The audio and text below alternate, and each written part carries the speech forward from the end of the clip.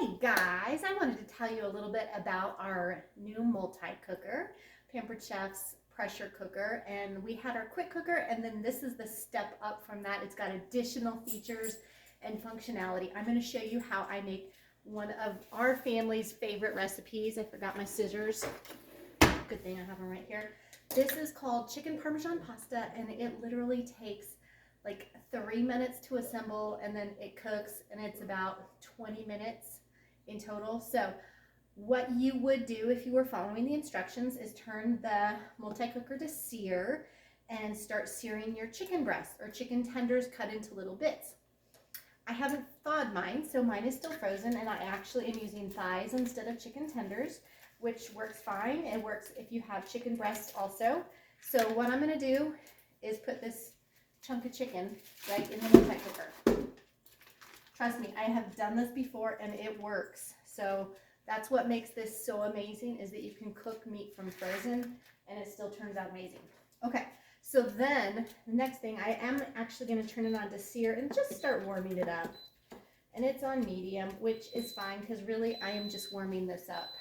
It's going to cook when I do the pressure cooking.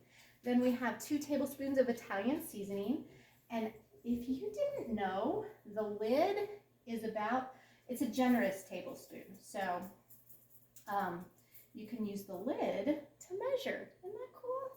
So you don't even need to, you can be like the Italian grandma that puts a pinch or a handful of that in. Next is going to go in 2 cups of penne pasta. So I have whole wheat pasta. You can use gluten-free if you're gluten-free.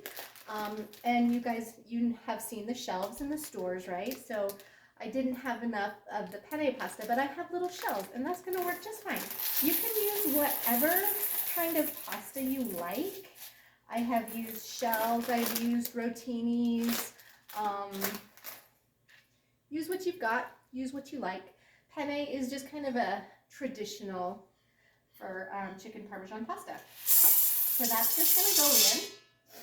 And then secret sauce, your favorite jar of sauce, is going to go in. Guys, this is so easy, seriously. And then a cup of water, and you know what I like to do? I like to rinse out my jar.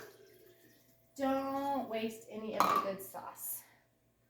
Nona would not approve if you just wasted sauce, right? Okay.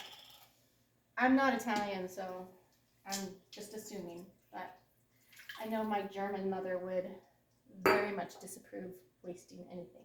So I'm going to just sprinkle just a little bit more. Okay, now you guys, this is so easy. Then we just take the lid. Have you noticed that the lid it has its own little kickstand, so you don't have to lose it or try to find extra space on the countertop? I love that about this new version. And did you hear the lock sound? That means that the lid is on properly. So we are all set. So then I'm going to cancel the sear, and I am going to turn it to custom. Click it, and then I can adjust the time. So they have made this so much more intuitive. It says 5 minutes in the recipe. I have made this a few times, so I'm going to bump it up just a couple minutes. So I'm going to do 7 minutes. And I did add just a little bit more water because, like I said, I've made it a few times, and I don't know if it's the Colorado air that's so dry, but we needed a little extra water. The pasta was still a little more than al dente.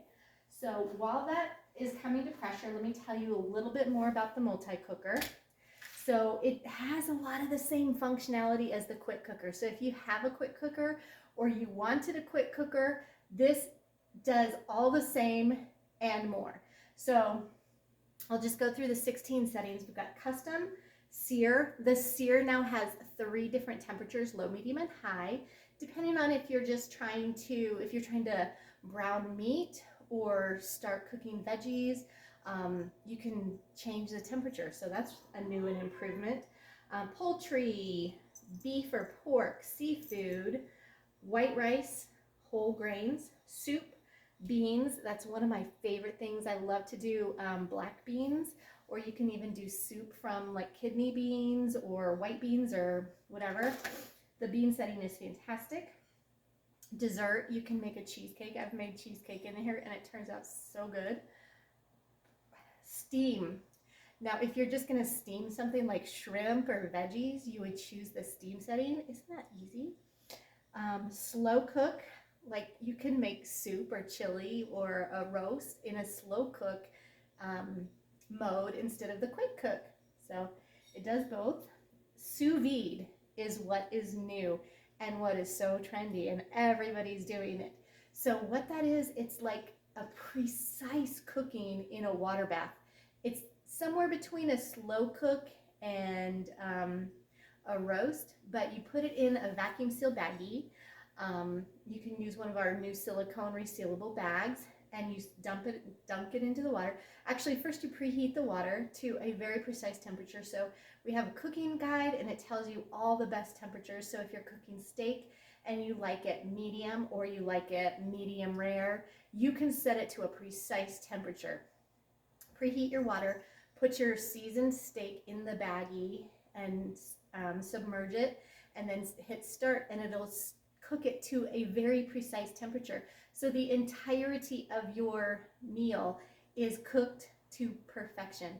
You guys, I have done it a few times and it is amazing. I can even cook chicken without overdoing it or underdoing it. I've done pork tenderloin and it is cooked to a perfect temperature. So I don't need to worry if it's undercooked, and I don't have to leave it in a little bit longer to cook it so that I am comfortable with serving it. So, and then if you're doing steak or chicken or pork loin or anything like that, you can brown it in a cast iron skillet for some extra caramelization on the edge. Oh, it's so good. Okay, so I'm gonna keep going, but if you have questions about sous vide, let me know. Yogurt, you can make your own yogurt, and this is the same setting if you like to proof bread, if you like to make your own bread. I have done bread, I have made yogurt, you guys, and I made Greek yogurt, and it is so much more cost effective than buying the container at the store. So you buy basically a half gallon or a quart of milk, half gallon of milk, and like a half a cup of yogurt to use as a starter. You let it cook overnight. Just do it overnight. You don't even need to worry about it. And then when you're done, you strain it, and if you like the Greek style, like a thicker, heartier, and you can add your own sweeteners if you're, cutting back, or just use it as Greek yogurt in place of sour cream or mayonnaise or some of those other things, and it's got a lot more protein and a little bit better for you. So tip. And then the sterilize feature. You guys, if you have little ones, or if you have medical devices like a nebulizer, or little ones like with a pacifier or teethers, you can sterilize those right in the multi-cooker. So kill those germs and keep everybody safe. So that is the very, very, very brief rundown. Let me know if you have any more specific questions, and I'm going to just grate some cheese. So when the time is up here, you add in some grated mozzarella, some grated Parmesan, and you can even add some panko breadcrumbs if you want to be a little bit fancy. So why am I grating cheese and not just using the pre-shred? Well, let me tell you. Cheese tastes better and lasts longer if you leave it intact, if you leave it in the block. Once you start grating it, air is contacting all of this surface area, and it is aging it, and it is drying it out, even if it's in a plastic bag or a container. And why are you not buying pre-shred? Well, the companies, they add anti-caking material that is not cheese, but that helps the cheese from clumping in the bag and in shipping. So just avoid all of that. Buy a block of cheese and grate it yourself. We have amazing cheese graters, and they come with a nice cover so that when you store it in your drawer, it won't scratch anything, and things won't ding up the blades. Anyways, so I have basically got dinner ready. So once my husband gets home with the Parmesan cheese, I'm going to grate that. We'll have this done, and I will chop up the chicken, pull it out, and chop it up with the salad choppers. They're not just for salad. They are perfect for chicken. You can see it's kind of like scissors, but this part has two twin blades that is perfect for chopping chicken. So anyways, let me know if you have any questions or if you're interested in picking up one of these multi-cookers. You guys, you won't regret it. They're fantastic. And I just love it. And we also have additional accessories that you can get to go with it to add even more variety to what you're making and how you're using it. So thank you for watching, and please let me know if you want the recipe for this chicken parmesan pasta or if you want more information about the multi-cooker. See you later.